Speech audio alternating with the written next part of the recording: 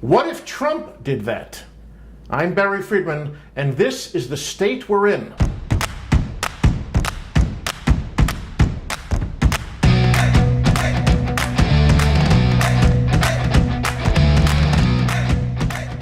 Nobody likes Trump more than we in Oklahoma. He got 65% of the vote here.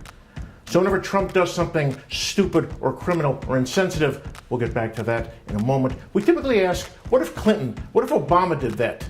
What if either had trafficked, as Trump has and does, in treason, perfidy, incompetence, nepotism, emoluments?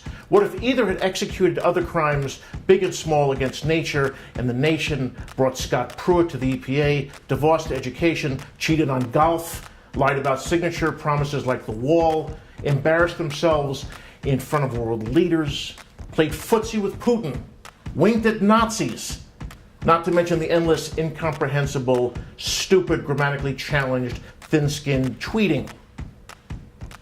We know what would have happened. In Oklahoma, largely nothing would have happened. We remind you about emails. Before this year, we assumed presidents would bring wisdom, lawfulness, an innate genius to the White House. They would comport themselves accordingly. They would read. Instead, we elected a UFC ring announcer as commander-in-chief.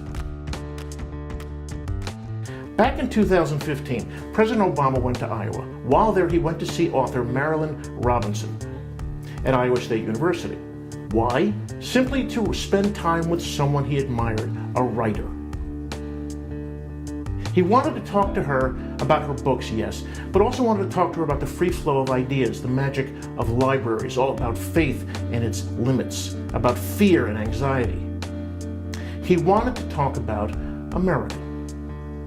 In describing his chat with her, he spoke of ordinary people who are busy but still tried to do all they could to maintain a community. There's all this goodness, he said, and decency and common sense on the ground. He said, but somehow it gets translated into rigid, dogmatic, often mean-spirited politics. Now, why bring this up, this 2015 interview up now? Because Donald Trump has no such approach to life or governance. Rather than being awed by the things he doesn't understand, he blames them, discounts them, ignores them, or claims some special powers over them. Can you imagine him going to talk to a writer about books?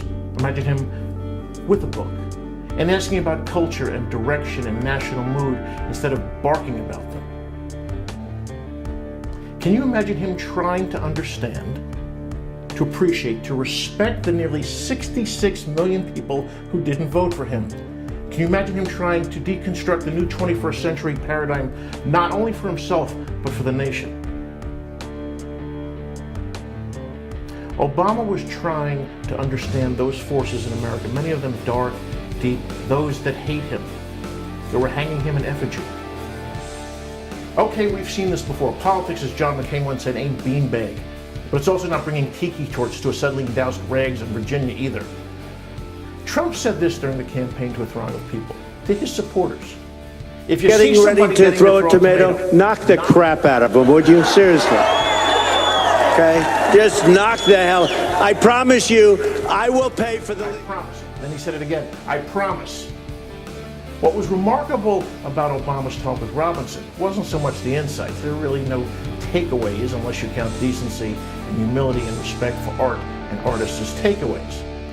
But it was the showing up, the desire for discourse, coming to a topic with curiosity, not certainty, just to talk.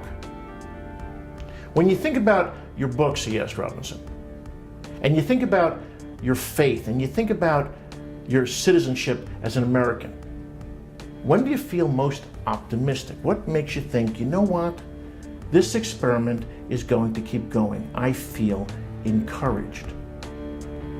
And Obama came to listen to a voice other than his own. What if Trump did that instead of this?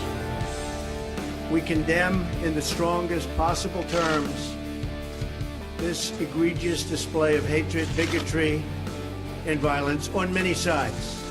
On many sides.